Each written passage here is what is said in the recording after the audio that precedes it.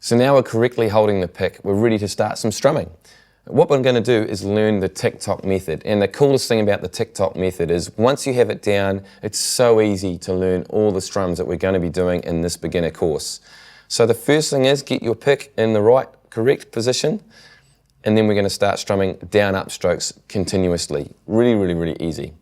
The way we're going to do this with our left hand, we're going to put our fingers over the strings to stop them from ringing, okay? We don't want to push down on the strings. It doesn't really matter where you do it. I just want to relax your left hand, have them sitting on the strings so that when we play, we just get a percussive noise as opposed to strings. We don't want to hear strings strumming or notes happening. Relax that hand. We just want to hear, this is just with downstrokes, just want to hear that percussive noise. Then once we've done that, we can start practicing this tick-tock method. Okay, tick-tock method, what is it? Simply, our right hand is tick-tocking in a tick-tock method. I think of tick-tock like an old grandfather clock, a pendulum swinging from left to right. In this case, it's up and down. And it's the same radius. We're going to swing our hand from the same point. It doesn't really matter which, but as long as the strings are in the middle, just nice and slowly. Down, up strokes continuously. That's how we start off. Now that might seem really basic, but it's really quite a fundamental step because everything else is built in on that. So here's our tick-tock, down, up strokes. By the way, upstrokes. Upstrokes aren't that important that it needs to be all the strings. Downstrokes, we're going to strum all the strings in this case. Upstrokes, just going to be a wee flick. You don't have to have all the strings done exactly the right on the way on an upstroke. That'll be fine just to have a nice tick-tock motion, and then the upstroke can be a little bit quieter if we want to at this stage. You'll hear there how my strong beats are on the down beats. Okay, so you're thinking, well, that's pretty easy. Now in a bar of music, and you might hear this a lot of times, you'll hear there's 4 beats in a bar. If we did 4 beats, each one of the downstrokes would be a 1, 2, 3, 4. That would be our count. The upstrokes would be the ends. 1 and 2 and 3 and 4 and. So let's do 1 bar of down-ups with us together. Simply 4 down-ups. Now when you're doing this at home, I don't want you to go down, up, stop, down, up. Our tick-tock needs to be continuous.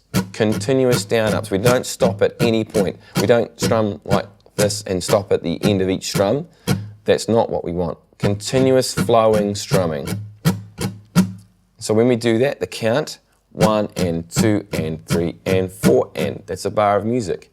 2 bars would be 1 and 2 and 3 and 4 and 1 and 2 and 3 and 4 and. Notice I didn't stop between the 2 bars. They flowed together. 1 and 2 and 3 and 4 and 1 and 2 and 3 and 4 and. Okay, now the next step is we're going to do a strumming pattern now. Really simply, it's going to simply be a down, down, up, down, down, up.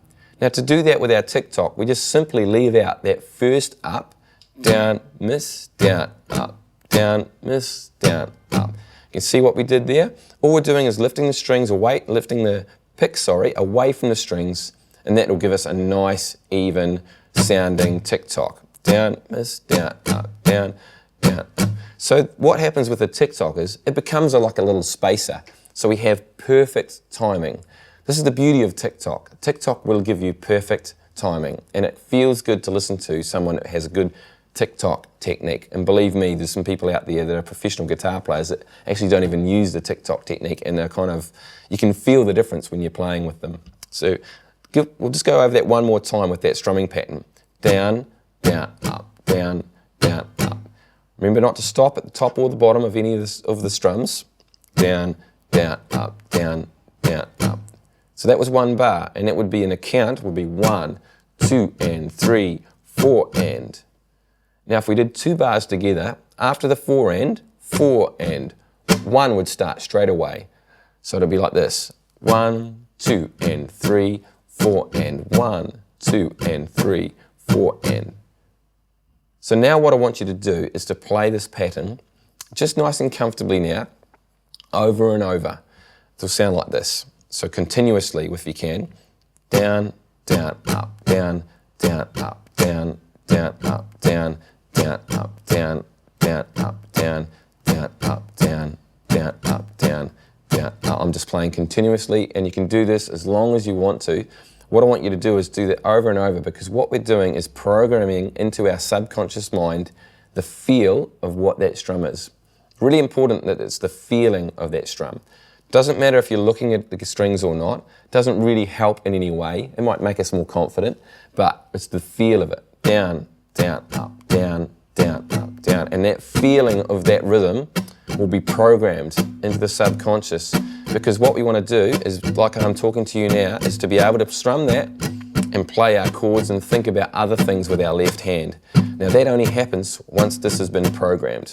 Initially you've got to think about it a lot, but the more you play it, the more that becomes programmed. The same way we do our 2 times table and 4 times table with mathematics. The same thing, things become instant. It's the same with our strumming patterns. So that pretty much sums up strumming. Pretty simple. The main thing that I want you to do is, whenever we take on a new song or a new chord progression, which you'll get to know shortly, is we always start with the strumming pattern. First we program the strumming pattern, and then we can move on to what the chords are. So that's what you're going to be doing next.